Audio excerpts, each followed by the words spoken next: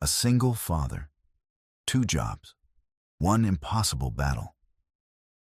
Ethan Cole made a choice that night. The wrong choice, or maybe the right one. He still doesn't know. 3 days. That's all he had left before a judge would decide if he deserved to keep his daughter. 3 days before the state could rip Alice from his arms and hand her over to a woman who'd already abandoned her once. 3 days to somehow prove that love mattered more than the zeros in a bank account. But right now, none of that mattered. Right now, he was just trying to get home.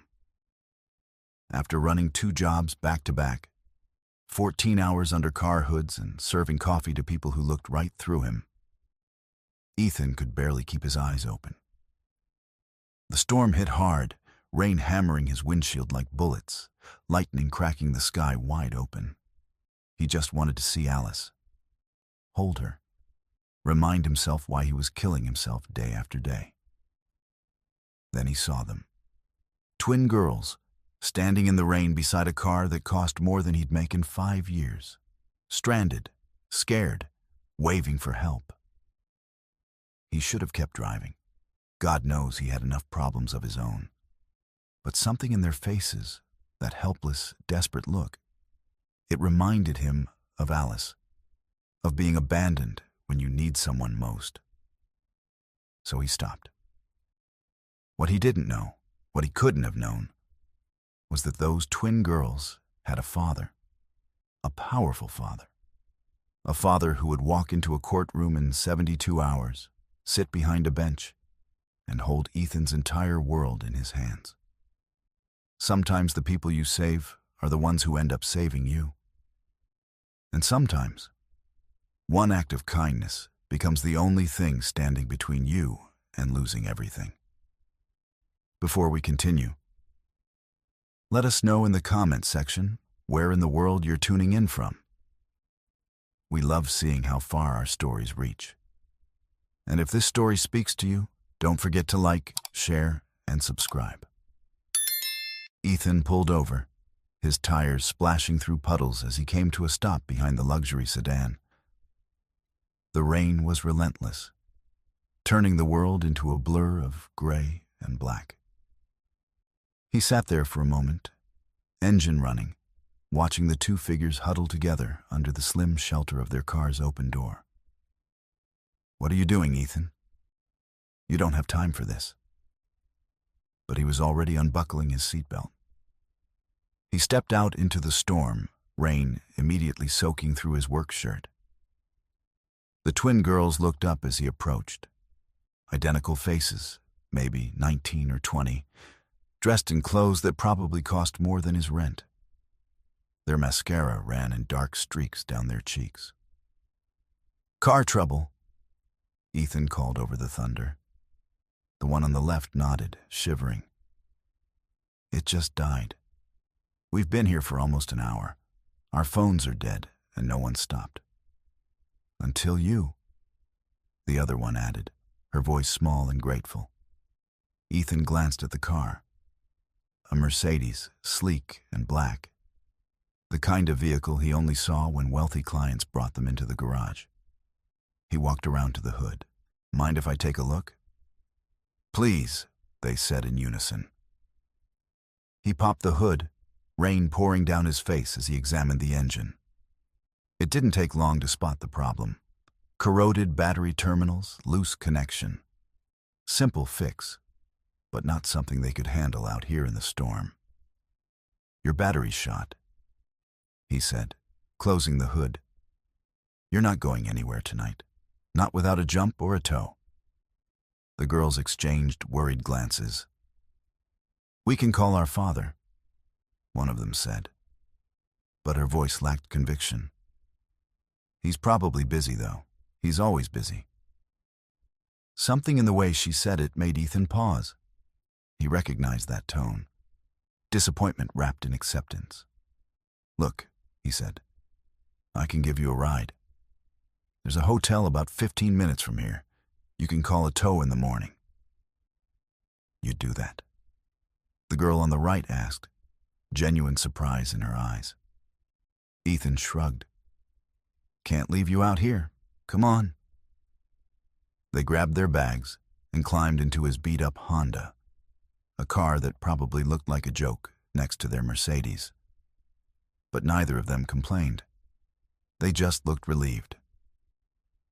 I'm Sophie, the one in the passenger seat said as Ethan pulled back onto the highway. This is my sister, Maya. Ethan, he replied, focusing on the road. The wipers could barely keep up with the rain. Thank you for stopping, Maya said from the back seat. Really? Most people they see us and they keep going. People are scared these days, Ethan said. Can't blame them. But you stopped, Sophie pointed out. Ethan was quiet for a moment. I have a daughter. She's 6. If she was ever stranded somewhere, scared in the rain, I'd hope someone would stop for her. The car fell silent except for the drumming of rain on the roof. What's her name? Maya asked softly. Alice. That's beautiful, Sophie said. Then, hesitantly, Do you get to see her often? Ethan's jaw tightened. The question hit harder than she could have known. Every chance I get, which might not be for much longer. He hadn't meant to say that. It just slipped out. The weight he'd been carrying finally finding a crack to escape through. What do you mean? Maya asked. Ethan gripped the steering wheel tighter. Her mother and we're divorced. She's trying to take full custody. Says I'm not fit to be a father because I work too much, don't make enough money. We go to court in 3 days. That's horrible, Sophie whispered. It is what it is, Ethan said, though his voice betrayed him. I'm doing everything I can. 2 jobs, saving every penny, showing up to every school event. But sometimes it feels like it's not enough. Like the world's already decided I'm not good enough. Maya leaned forward between the seats. Our father's like that, always working. We barely see him. He has all the money in the world. But we'd trade it all just to have dinner with him once a week, without him checking his phone. He thinks providing means everything, Sophie added quietly. He doesn't understand that we just want him there, present, that's all. Ethan glanced at her. You should tell him that. We've tried, Maya said. He doesn't listen.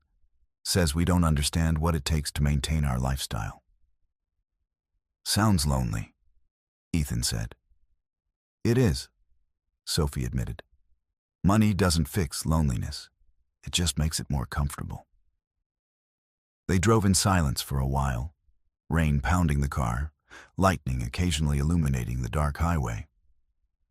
Ethan thought about Alice, about the custody hearing, about how he was fighting so hard to keep her while these girls were fighting just to be seen by their father. You seem like a good dad, Maya said eventually. The kind who stops in a storm, the kind who shows up. Ethan's throat tightened. I'm trying to be. That's more than most people do, Sophie said. He pulled into the hotel parking lot 20 minutes later. The girls gathered their things, and Sophie turned to him before getting out. Thank you, Ethan. Really. You didn't have to help us, but you did. She paused. I hope the judge sees what we see, that you're exactly the kind of father your daughter needs. Me too, Ethan said quietly. They disappeared into the hotel lobby, and Ethan sat there for a moment, rain still hammering his windshield. 3 days. He had 3 days to prepare for the fight of his life. He drove home through the storm, his mind racing. When he finally pulled into his apartment complex, it was past midnight. He climbed the stairs to his second-floor unit, exhausted down to his bones. Inside, Alice was asleep on the couch, a blanket pulled up to her chin. Mrs. Rachel from next door sat in the armchair, reading a magazine. She tried to wait up for you, Mrs. Rachel whispered, standing. But she couldn't make it. Thank you for watching her, Ethan said, pulling out the $20 he'd set aside for her. It was money he couldn't afford to spend, but he had no choice. Mrs. Rachel waved it away. Keep it. You need it more than I do. After she left, Ethan knelt beside the couch, brushing Alice's hair from her face. She stirred, eyes fluttering open. Daddy? Hey, sweetheart. I'm home. I missed you, she mumbled, still half asleep. I missed you too, baby. He kissed her forehead. Go back to sleep. But she sat up instead, rubbing her eyes. Daddy, are we going to be okay? The question gutted him. She was 6 years old. She shouldn't have to worry about things like this. We're going to be fine, he lied, pulling her into a hug. Mommy says I might have to live with her, that you can't take care of me. Her voice was so small, so scared. Ethan held her tighter. Your mommy's wrong, Alice. I can take care of you. I will take care of you. No matter what happens in that courtroom, I'm your dad, and I love you more than anything in this world. I don't want to leave you, she whispered into his shoulder. You won't. I promise. It was a promise he had no idea if he could keep. But as he held his daughter in his small, shabby apartment, rain still pounding against the windows, Ethan Cole made a vow to himself. He would fight with everything he had. For her, always for her. 3 days until the courtroom. 3 days until his entire world would be decided by a stranger in a black robe. 3 days until he'd face Judge Benjamin Whitmore. He just didn't know it yet. The courthouse smelled like old wood and anxiety. Ethan sat at the defendant's table, his hands clasped so tightly his knuckles had gone white. His public defender, Mr. Clark, shuffled through papers beside him, occasionally muttering to himself. The man was doing his best. But Ethan could see it in his eyes. They both knew this wasn't going to be easy. Across the aisle, Lena sat perfectly composed in a navy dress that probably cost more than Ethan made in a month. Her lawyer, a sharp-suited man named Davison, looked like he ate cases like this for breakfast. Lena didn't even glance at Ethan. She hadn't looked at him once since they'd entered the courtroom. All rise, the bailiff announced. The Honorable Judge Benjamin Whitmore presiding. Ethan stood, his legs feeling like they might give out. This was it, the moment that would determine everything. He watched the door behind the bench, waiting for the judge who would decide if he was worthy of being called a father. The door opened, and Ethan's heart stopped. Judge Benjamin Whitmore walked in, tall, distinguished, late 50s, with silver hair and sharp eyes that swept across the courtroom. Ethan recognized him instantly, not from seeing him before, but from the resemblance, those eyes, that strong jawline. He'd seen those features just 3 nights ago, in the rain, on 2 young women who'd been stranded on the highway, Sophie and Maya. No, this couldn't be happening. The judge took his seat, adjusting his glasses as he opened the case file. His eyes scanned the first page, and Ethan saw it. The slightest pause. The judge's gaze flicked up, landing directly on him. Recognition passed between them, silent and electric. Good morning, Judge Whitmore said, his voice steady and authoritative. We're here today for the custody hearing of Alice Marie Cole. Counselors, are both parties ready to proceed? Yes, Your Honor, Davison said smoothly. Ready, Your Honor, Mr. Clark added, though his voice lacked the same confidence. The judge nodded, but Ethan could see something working behind his eyes. A calculation, a decision being made in real time. Before we begin, Judge Whitmore said slowly. "I'd like to call for a brief recess. 15 minutes. We'll reconvene shortly." The bailiff looked confused, but nodded. "All rise." Everyone stood as the judge exited through the back door. Lena's lawyer leaned over to whisper something to her, probably just as confused as everyone else. Mr. Clark turned to Ethan. "That's unusual," he said. "Did something happen?" Ethan couldn't speak. His mind was racing, trying to process what this meant. The judge was their father, the twins' father, the man he'd helped 3 nights ago. And now that man held Alice's future in his hands. Was this good? Bad? Would the judge recuse himself? Would he hold it against Ethan somehow?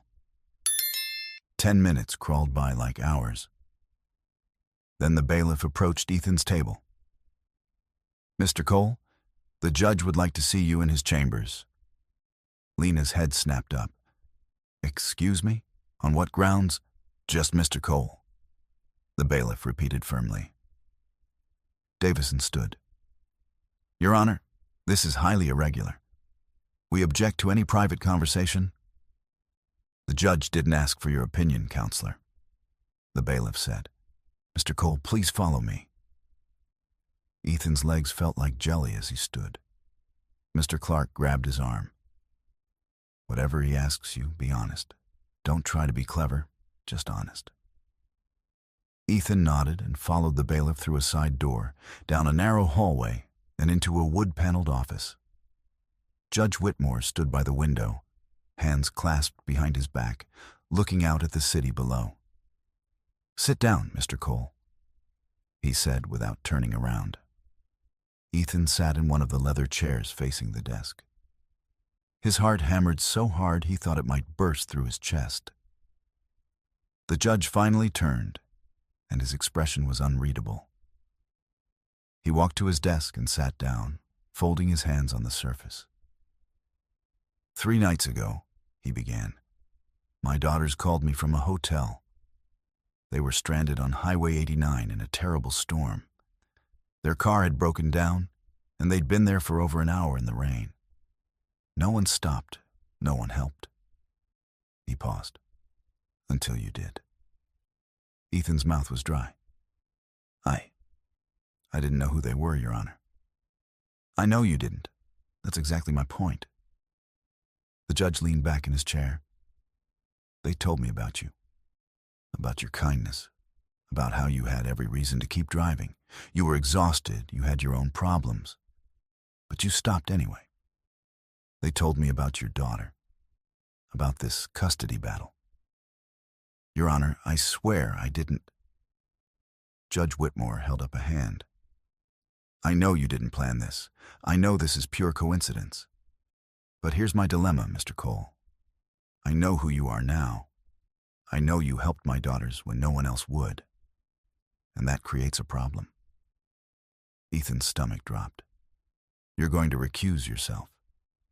"No," the judge said, and Ethan's head snapped up. "I'm not. Because I looked into your case last night. I couldn't sleep after Sophie and Maya told me about you, so I read your file. Every page, every document, every accusation your ex-wife has made against you." He leaned forward, his eyes intense. "Your ex-wife claims you're financially unstable, that you work too much, that you can't provide a proper home for Alice. But here's what I found interesting. She's provided no evidence of neglect, no evidence of abuse, no evidence that Alice is anything other than loved and cared for. What she has provided is a lot of opinions about what a father should be able to afford." Ethan didn't dare breathe. "I also made some calls," Judge Whitmore continued, "off the record, to Alice's school, to your neighbors, to the parents of her classmates. Do you know what they told me?" Ethan shook his head. "They told me you never miss a parent-teacher conference, that you volunteer for field trips even when you're working double shifts, that Alice talks about you constantly, About the bedtime stories you make up for her? About the park you take her to every Sunday? About how you teach her to be kind? The judge's voice softened. They told me she's a happy child who loves her father. Tears burned behind Ethan's eyes, but he refused to let them fall. I also had someone look into your ex-wife's background more thoroughly, the judge said, something her lawyer was very careful to avoid mentioning. Would you like to know what they found? What? Ethan whispered. Lena Cole has been arrested twice in the past year for possession of controlled substances. Cocaine. Both charges were dropped due to technicalities, but the arrests are on record. She's also been fired from her job 3 months ago for showing up intoxicated. Judge Whitmore pulled out a folder and slid it across the desk.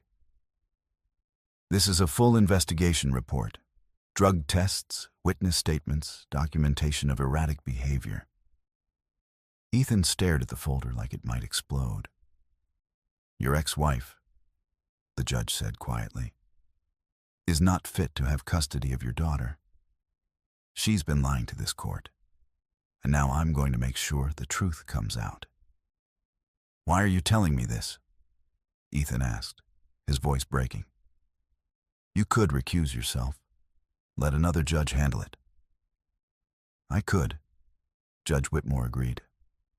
But I won't, because 3 nights ago, you showed me something about character that I can't ignore. You helped 2 strangers when you had every reason not to. You showed kindness when you were exhausted. You stopped when everyone else kept driving. He stood up. That's the kind of man I want raising a child. Not because you helped my daughters, but because helping strangers when you can barely help yourself shows who you really are. Ethan couldn't hold it back anymore. Tears spilled down his cheeks. I'm going back out there, the judge said, and I'm going to present this evidence. Your ex-wife's lawyer is going to object. He's going to argue. But the facts don't lie, Mr. Cole, and neither does character. He walked toward the door, then paused. My daughters asked me to tell you something.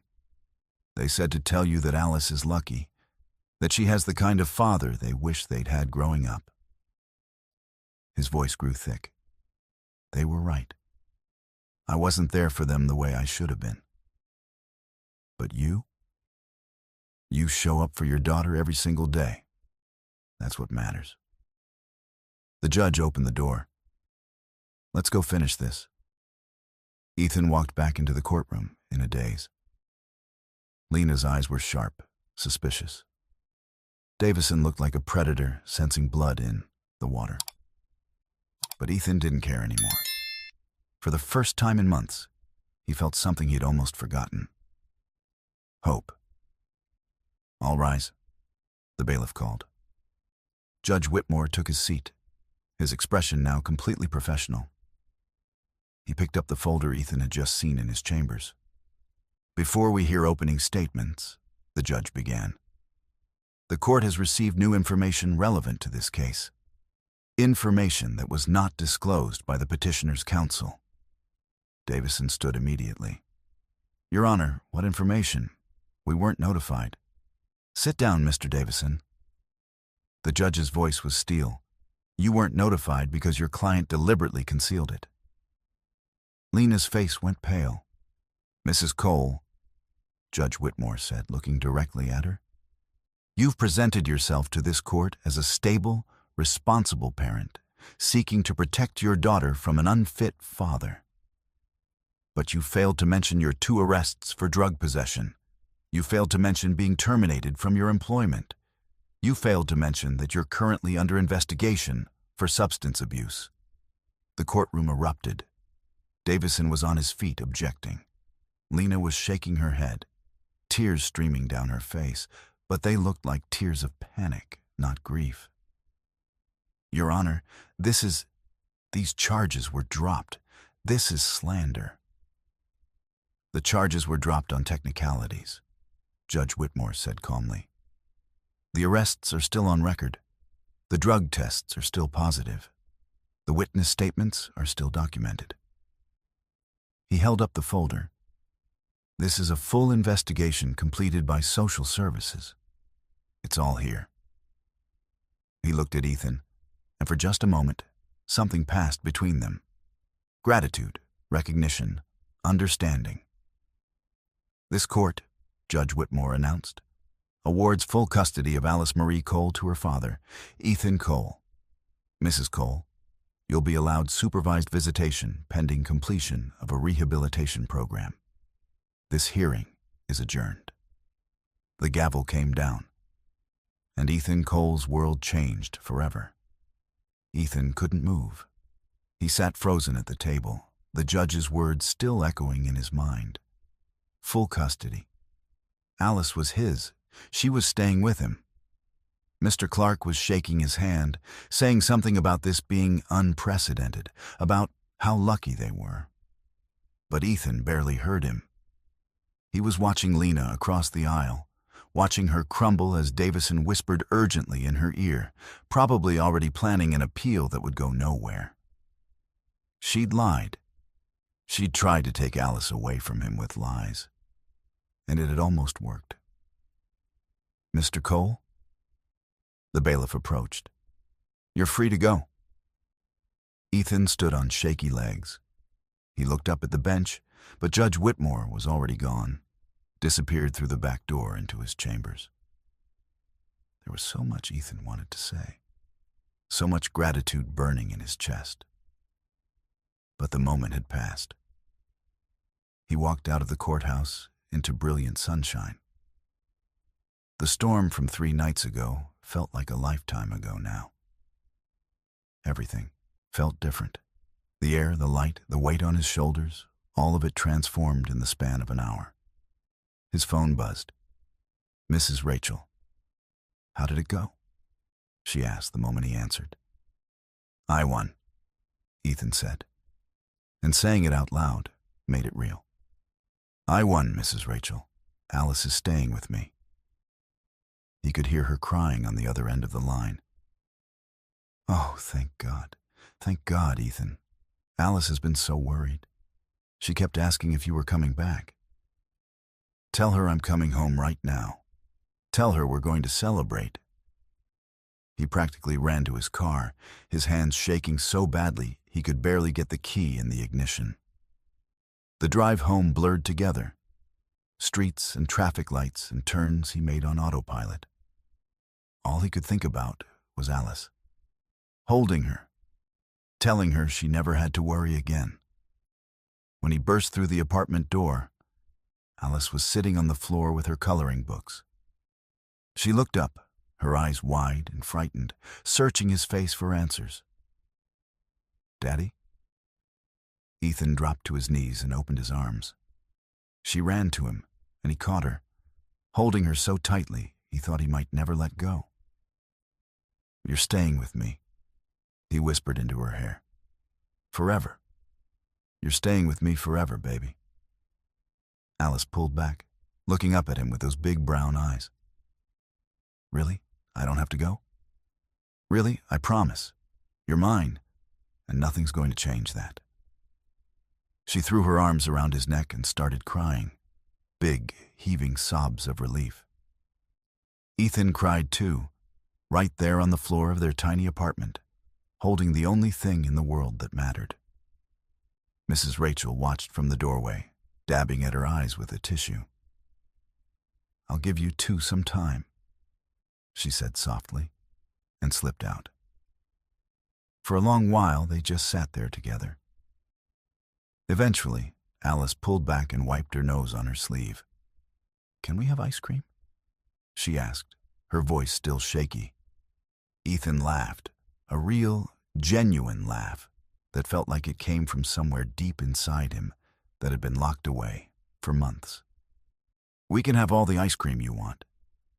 They went to the small ice cream shop 2 blocks away, the one with the red awning and the owner who always gave Alice extra sprinkles. She got chocolate with rainbow sprinkles and gummy bears. Ethan got vanilla and they sat at the little table by the window, watching people walk by. "Daddy," Alice said, licking her spoon, "what made the judge change his mind?" Ethan thought about that stormy night, about two girls standing in the rain, about making a choice to stop when he could have kept driving. "I helped some people," he said, "when they needed it. And I guess sometimes kindness comes back to you in ways you don't expect." "Like karma?" Alice asked. She'd learned that word from a cartoon. "Yeah," Ethan smiled. "Like karma." They finished their ice cream, and as they walked home hand in hand, Ethan's phone rang. Unknown number. "Hello? Mr. Cole? This is Benjamin Whitmore." Ethan stopped walking. "Your Honor, I don't know how to thank you. What you did today." "I did what was right," the judge interrupted gently. "That's all. But I'm calling because my daughters would like to see you again, to properly thank you. We'd like to invite you and Alice to dinner this Saturday, if you're available."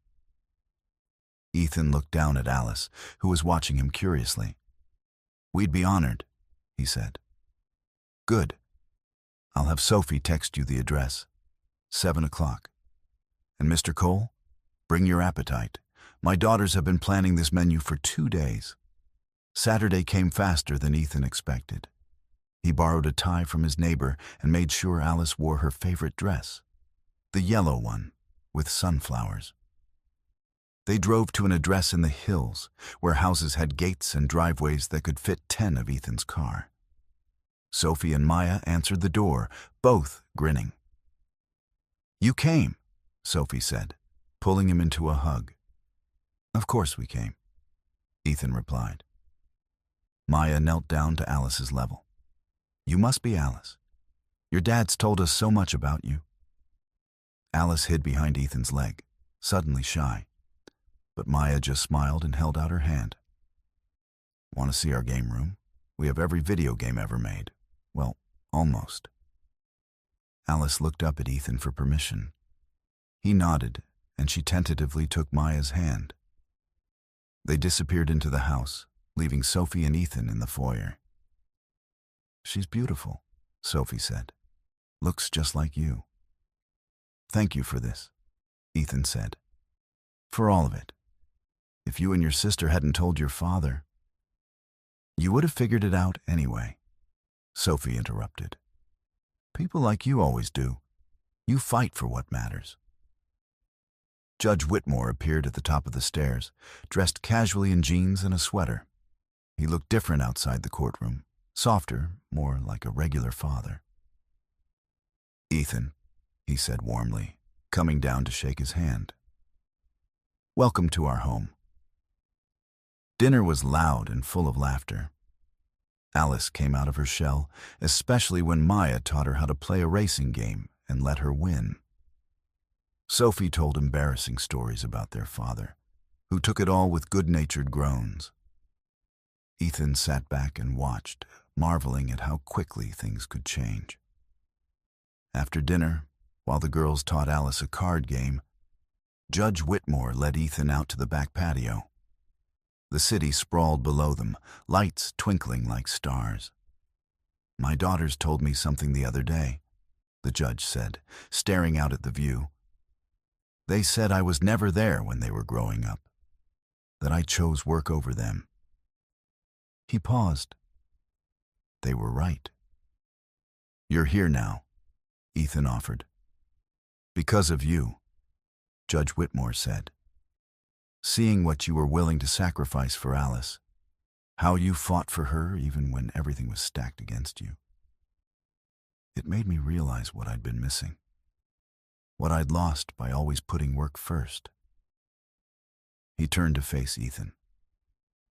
"I can't get back the time I lost with them, but I can do better moving forward, and I wanted to thank you for that reminder."